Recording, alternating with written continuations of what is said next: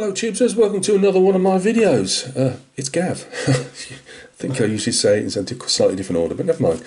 We've just done the unboxing, if you want to call it that, of the printed French 1940s infantry, 1940 infantry even. Now let's get back to one of my favourite time periods. Not saying, obviously, Low Countries in the War Battle of France is, but as we all know, I'm very interested in the Vietnam War. And I've painted 3 more figures. So, first one, he's on the starting blocks, as you can see, is our Navy Corman. Much respect to these guys, as to medics, combat medics the world over. Because while the rest of the lads are literally got your chin strap as low to the ground as you can get, these guys are doing what this guy's doing, running forward and having to treat sometimes very badly wounded men, women on the ground, kneeling over them, whatever, and they take a heck of a lot of casualties. And that's what happened to the corpsmen in the Vietnam War and the combat medics in Vietnam War. These are Navy corpsmen. The Marine Corps, United States Marine Corps, uses naval personnel for its medical needs, I believe. Lovely figure again. All these sculpted by Paul Hicks and available from Empress Miniatures. I've never had a bad figure out of those guys yet. They use the best sculptors and they put the best figures out, in my opinion. I know I'm going to get shut down now, but I just do. I love their, you know, the collabs they do with. Hey, that's a YouTube word, isn't it? Collabs. The collaborations that they do, you know, between Paul Hicks and Empress Miniatures, they always seem to work for me. Even if I haven't actually painted some of the figures that they've done, I still enjoy looking at them. So anyway, again, because this is the Battle of Hue, which I've always said I've had a fascination with the Battle of Hue ever since I used to get I should have showed you really. I bought a magazine that was available in the UK in the late 1980s, which was called Nam magazine, and I just, you know, obviously because with Vietnam, yeah, you get black and white photographs, but a lot of them were in colour, and it really brought it home to you, and it covered all from literally what was going on in the field to all the rubbish that was going on with protesters and stuff back in the States, you know, and then they did Eyewitness Nam, which I did get them all, and then I lost it because I didn't put them in blooming binders as I did the other ones. I lost in several moves. They all got scattered to the wind. I do have some, but that they did a deep dive into a subject each time, and it could be nurses in Vietnam. It could be the Marine Corps, Vietnam, anything. You know, the American Division. You know, you name it. I won't go through them all, but but obviously all through the Arvin and the Cong side as well, the Viet Cong, and North Vietnamese.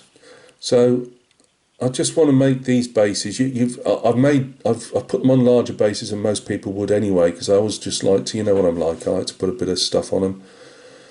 So we're running past a bit of rusted out beam here. Somebody's chalked up a direction arrow. It could be anything. It could have been the Marines themselves. It could be the enemy. It could even be a builder's mark, you know.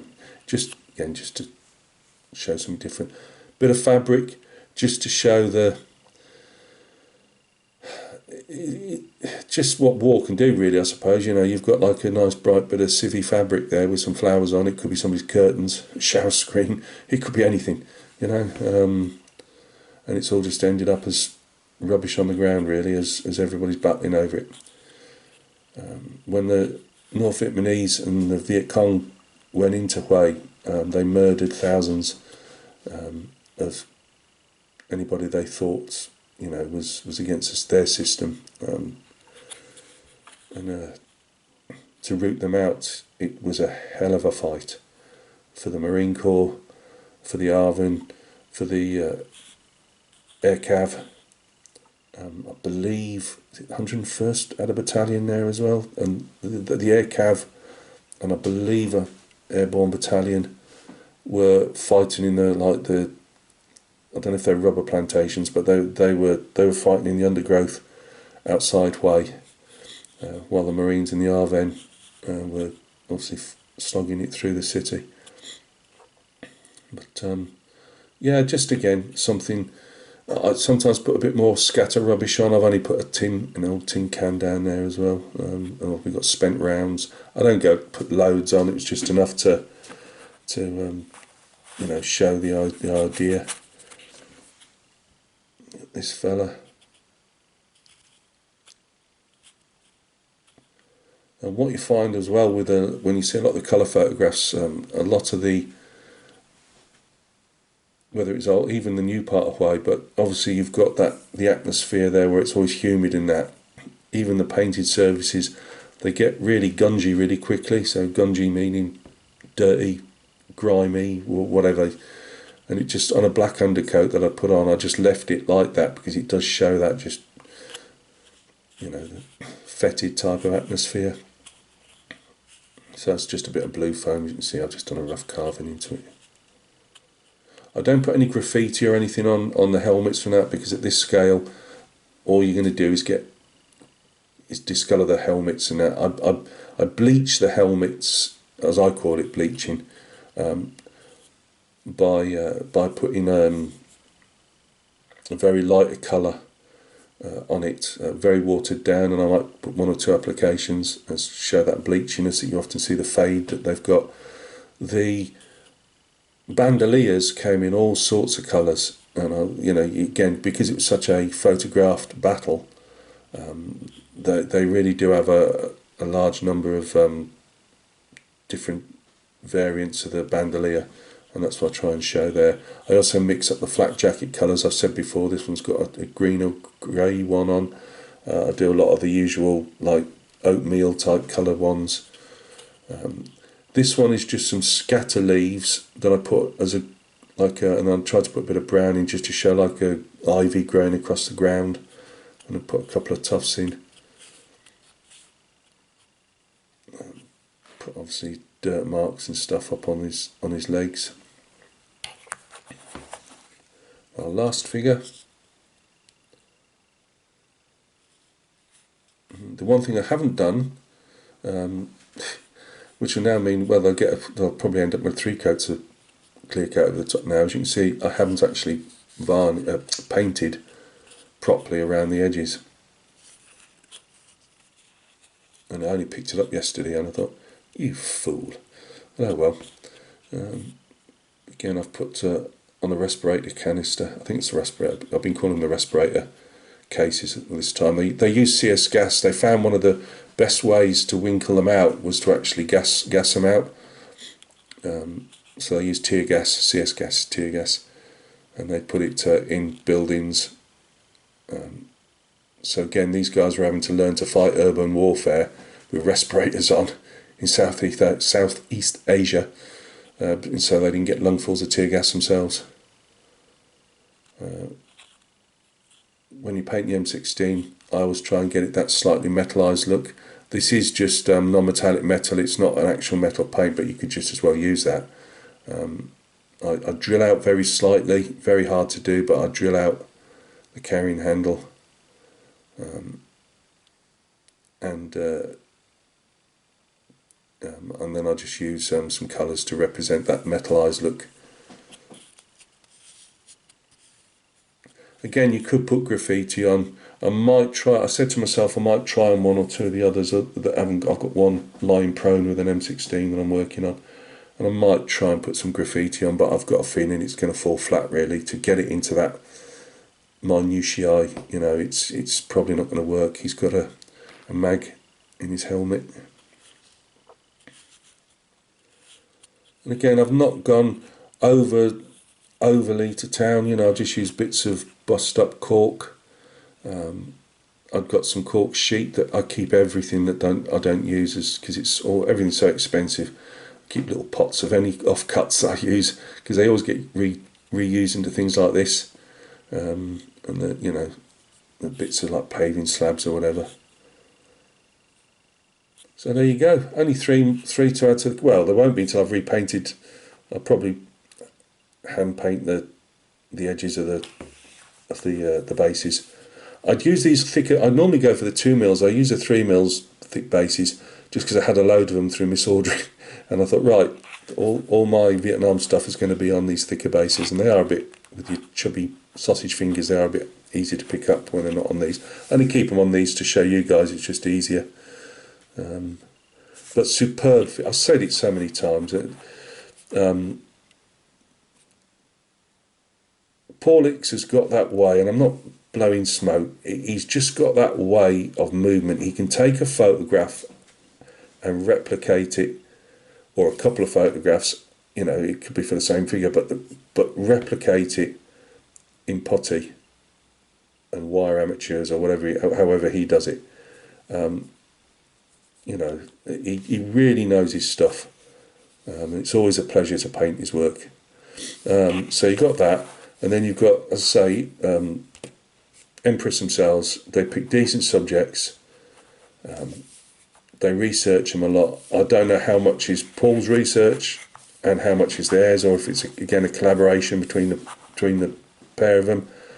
But they just hit the spot with what they do. They've got some Arnhem stuff out at the moment which went to Kickstarter. I don't do Kickstarters. I just don't got the money to pledge for that type of stuff.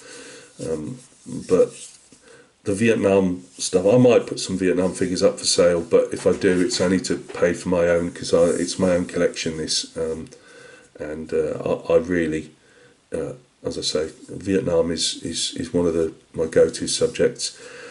They did say, they haven't yet, I've been waiting, first of all, let's go back to another company, Rubicon Models. They've got M113 personnel carriers, they've got some mules, they've got all that stuff, and they've been promising an M48 pattern tank now for heaven knows how long. I don't know if they're ever going to come to. I mean, if you're going to, because they've got their own Vietnam figure range, I would dearly love them to get that M48 out, because I'd love one or two in my collection, along with for my Marines. You know, there's obviously going to be some reason for the time delay, but they've been promising this M48 for how long, and it's still not here. So I would really like them to get that sorted. They do a lovely Huey by the look of it, and I say they do little mules. They do the is it the Mutt, the 60s era Jeep. Got all that, and I'll get those in time. But and obviously the APCs and that. They do a lovely Centurion for the Aussies, but I really would like some M48s for Huey. Also going back to Empress. Because when I've done a few more of these Marines, I will start buying in some Arvin figures that they've done. I want to get cracking on some of those. But I remember being in contact with one of the, I don't know if it's a owner or one of the owners, I can't remember the guy's name now. I don't follow a lot of this stuff as I probably should do, really. But we were in, I'd had a miss, they'd sent me some of the wrong figures, and which it was all done, you know, they sent me some different figures, and the figures I had ordered or whatever. But what I'm trying to say is he'd said he'd got some, they planned to do air cav. Now to me, I don't mind, I mean air cav, I don't think there was any difference between what the air cav wore to what any other army unit wore. So, you know, I could, you know, unless I paint, which I probably would do, air cav patches on them or something like that, you know, they could be any, you know, the big red one, any, the 101st, you know, whatever. So I'd like an Empress, you know, would you please, I know, you know, tied up with other stuff and money's tight and all the rest of it, but any chance you could do the air cav or units that can be used for army units in Vietnam would be greatly appreciated. But yeah, next one, There's another, I still haven't got any of the 66 launchers, so I might have to buy a packet of them. And I'd like another packet of, there's another, I think there's a packet that I hadn't actually bought. I mean, they do a full metal jacket packet, which, you know, you can put in, I can put in the collection, but I wouldn't be calling them full metal jacket. It honestly would just be, you know, they would just be my Marine Corps figures. So yeah, and obviously I've got to do some MVA in Viet Cong as well. Big thank you to Steve Sanford, who sent me, he enjoys my Vietnam figures, and he sent me stuff that he wasn't going to paint himself, and I've got a fair number of MVA to paint, and he also sent me some Aussies, and we'll be seeing some of those figures, not all of them, but we'll be seeing some of those figures coming up soon. So yeah, look after yourselves. I hope you enjoy Vietnam figures as much as I do, and the history of the Vietnam War.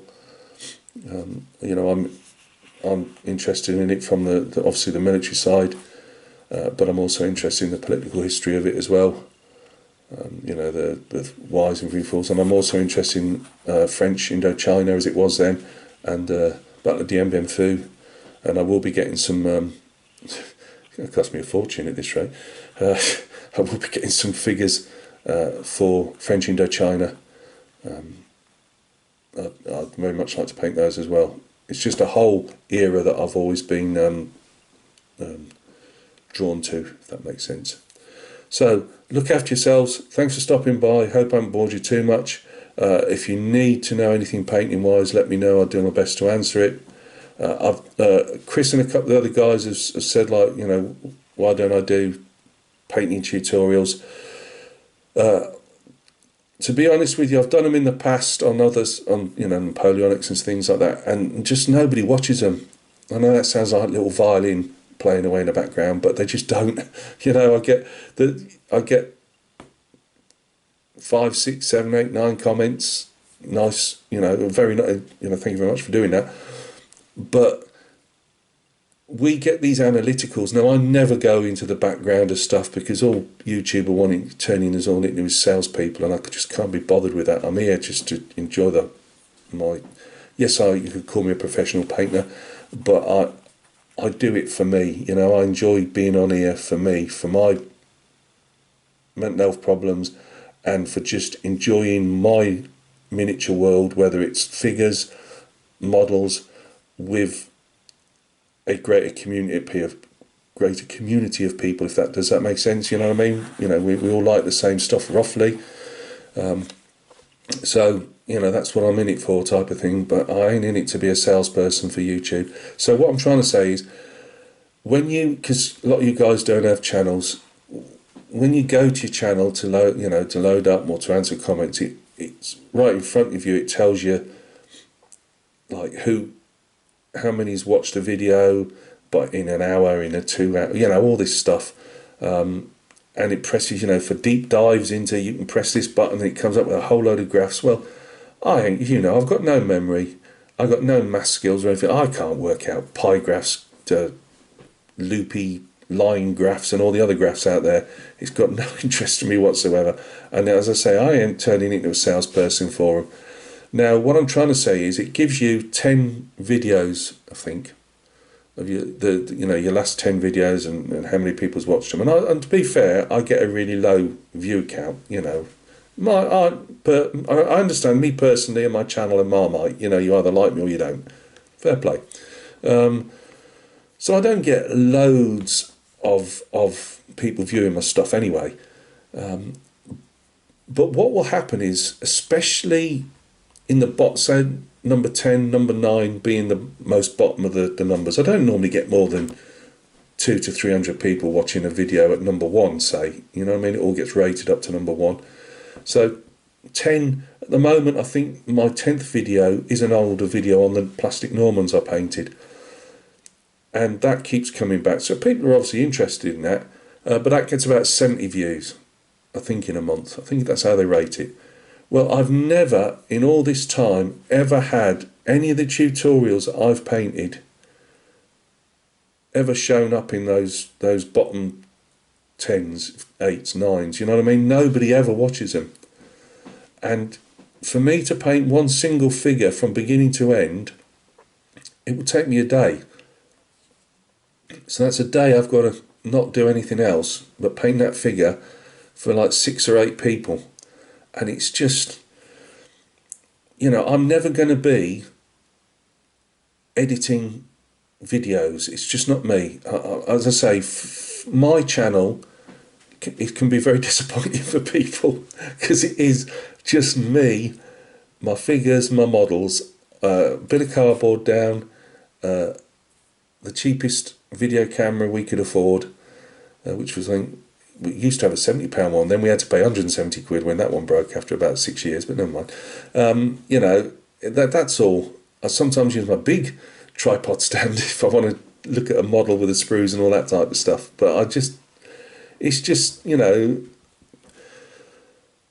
I don't want to do all the bells and whistles because it's not what it's about. I'm not out here to make thousands of pounds on YouTube because it won't happen. You know, I get more fun doing these figures, you know. So it's just like, as I say, the channel's here for people to. I'll help people. You know, if people want a paint recipe, I don't hoard them. You know, if you want to know something, I'll do my best to answer it. I mean, my main annoyance is when people ask me, I do a giant paragraph, which with my one finger typing takes me about half an hour, and they don't even say thank you at the end of it. That really grates me. But you know, if you've got a problem with your painting and you think I can help, please, you know, ask a question, and if I can answer it, I will do. I mean, you'll get an answer unless it's you're being a twonk, and then you'll just get banned. But apart from that, if you're being sensible and you've got a question, feel free, you know, whether it's how to do helmet covers for your Vietnam figures, whether it's how to paint those white trousers I showed on the Napoleonics, you name it. If you've got a question, I can't really answer modelling questions, unfortunately, because as we all know, especially on tank tracks, my modelling skills aren't the greatest. So anyway, look after yourselves. I've rambled on, haven't I, when all I'm supposed to do was showing these figures. So thanks for stopping by and taking a look. Look after yourselves, and we'll catch each other very soon, because believe me, the videos or stuff I've got for videoing now are building up like one of them log jams. You know, you just got to pull one log out and the whole lot will go down the sluice. So just, yeah. And also, as I say, wife works from home now.